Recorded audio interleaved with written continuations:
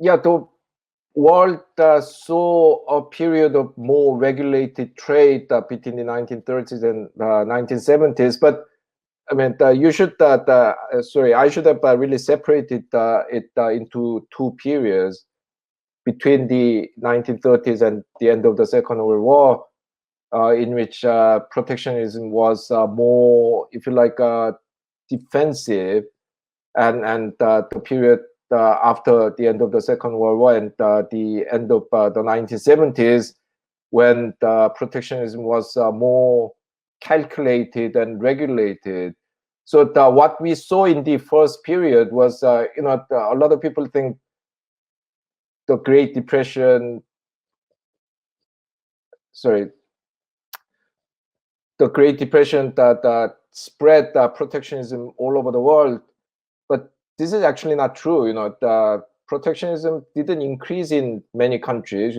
Basically there was some increase in protectionism in the US with the infamous Smoot-Hawley tariff. But Smoot-Hawley wasn't such a big aberration from US trade policy as people think, because before Smoot-Hawley, the average industrial tariff rate in the US was about 30%, and Smoot-Hawley raised it to about 40%. So it was an increase in protectionism, but it wasn't as if the US was practicing free trade with zero tariffs. No, it was a very protective nation, especially after the victory of the North over the South during the Civil War. The US was a very protectionist nation.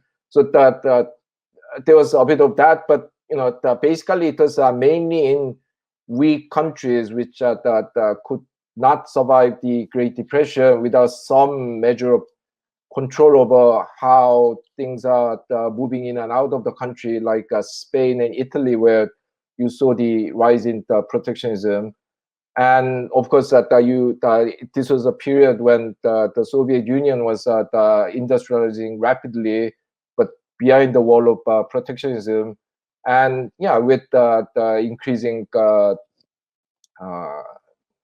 of move towards the war in the different parts of the world, in Europe, in Asia, a lot of countries that started regulating international trade more because they were preparing for the war, and you couldn't just let things work in the normal way. So that period, 1930s and 40s, so a lot of the protectionist movements, but in a very kind of defensive way. I mean, it was deeply related to economic depression and the military confrontations. After 1945, the countries still used quite a lot of protectionism, but it was more kind of, if you like, forward-looking and regulated rather than kind of reactive, because this was a period when countries realized that unrestrained flow of goods and services and capital and labor makes that kind of economic management difficult. These things that then can have political consequences. So countries became more cautious in having open borders, even though over the whole period, at least in Europe and North America, there's been continuous move towards free trade. So probably by the late 70s, you could say that the rich nations had largely free trade, although not as free as today.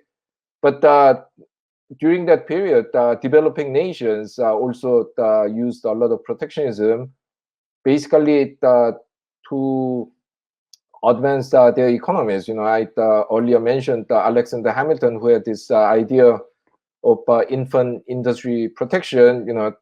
It's a simple but very powerful idea. The idea is that in the same way that we protect and nurture our children until they grow up, we need to sorry, the weaker economically weaker nations need to protect and nurture their industries until they grow up and can compete in the world market. So it's a transitionary protectionist strategy. So initially you protect your weak companies and then grow them, and then they engage fully with the international market. I mean, the great example is the South Korean automobile company Hyundai, which was founded in the late 1960s. And when it was first founded, this company was basically the glorified car mechanic shop. I mean, it produced something like 2,000 cars a year. And this is when General Motors alone produced 4.5 million cars a year.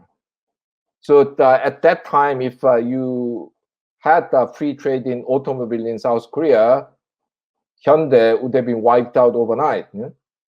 So the South Korean government protected the auto industry basically until the early 80s. It banned the import of all foreign cars. And then until the late 90s, it banned the import of Japanese cars. They had tariffs on the imported cars. But during that period, the country also kept investing in the industry, raised productivity, raised quality, pushed the Hyundai and other automobile companies to export so that they know how to deal with international customers. And as from 2015, Hyundai has been producing more cars than General Motors. Yeah?